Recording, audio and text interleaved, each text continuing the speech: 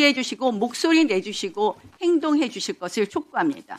임은정 동부지검장께 질의하겠습니다. 자, 임은정 동부지검장님.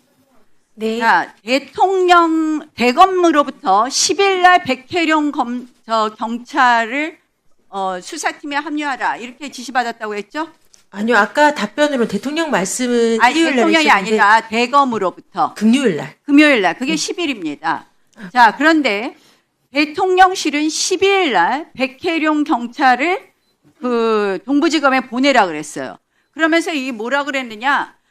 그 정성호 법무부 장관은 그 직후에 민정수석부터 지시받았다. 이런 말을 했습니다. 자, 한번 생각해 보세요. 근데 정성호 장관은 12일 날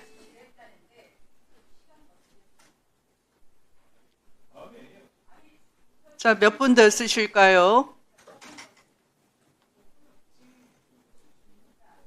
정성호 장관은 12일 날 지시했다는데 어떻게 임은정 검사장님은 대검 누구로부터 지시받았습니까? 대검 차장님한테 전화도 받았던 것 같고 대검 마주부에서 연락이 왔던 것도 보고를 받았던 걸로 자, 기억합니다. 그러면 이 대통령실 말이 완전 거짓말입니다. 자, 보십시오. 검찰청법에 보면 법무부 장관도 구체적인 사건은 검찰총장을 통해서만 지시하게 되어 있습니다.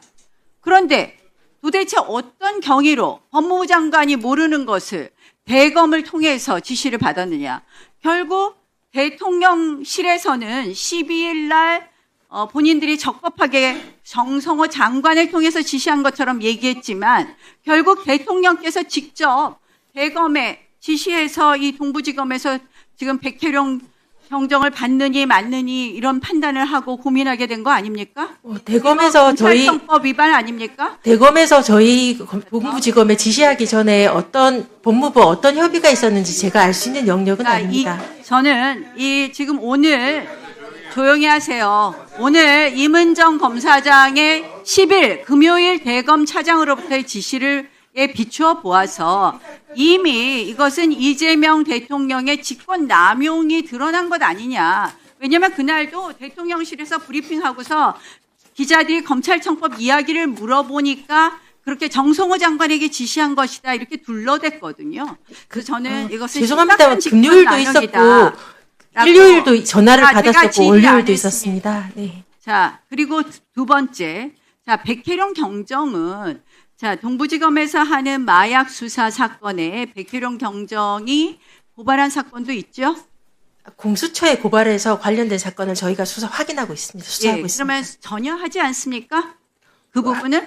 셀프 수사 논란은 당연히 있어서는 안 되니까요. 공정 의무는 지켜져야 하기 때문에 그 부분은 제외시켰습니다. 예, 그 부분에 대해서 말씀하셨습니다. 제외했다고 하지만 사실은 그 부분에 대해서 동부지검에서 같이 들여다보는 것도 사실이고, 자, 그럼 한번 보십시오. 이 동부지검장님도 이런 말씀하셨어요. 셀프 수사 공정성 논란 얘기했습니다. 한마디로 이해 충돌이 있을 수 있다라는 것을 임은정 검사장도 이야기를 하고 있는데, 자, 이렇다면 백혜룡 경정이 거기 수사팀에 합류하는 것 자체가 이해 충돌 아니겠습니까? 말씀드렸습니다만 분리되어 있습니다. 전혀 다른 사건. 그 수사팀 안에서 여러 가지 수사가 있고 그것이 결국은 연결이 되는데 그렇다면 이해 충돌 문제가 있을 수밖에 없다. 그러니까 합수팀을 단으로 격상을 시켜서요. 분리되어 있다고 거듭 말씀드리겠습니다. 그러나 국민들은 걱정할 수밖에 없다는 점을 지적을 하고 유념하여서 수사하도록 하겠습니다. 국민권익위와 그리고 경찰에 알아보니까